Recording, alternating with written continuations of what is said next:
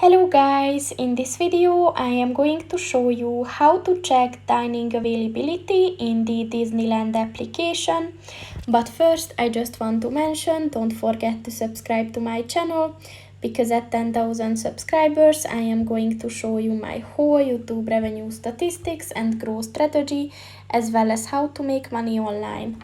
Let's jump into it. First of all, open the application on your phone and then click on the plus sign at the bottom of the page, and then click on the check dining availability button.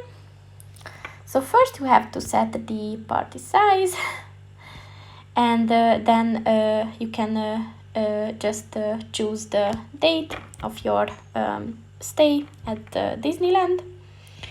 And then you can search by time, which means you can search for breakfast, brunch, lunch, dinner, and then later as well. So just click on the time that you want. And as you can see, there aren't any reservations available for brunch that day. So then you can just search for breakfast. And as you can see, for breakfast, there are available time in Goofy's Kitchen and Ua Bar and Cafe. And yeah, so just click on the one that you're interested in, and you will be able to see all the details there. So that's pretty much it for this video, guys. See you in the next one. Goodbye.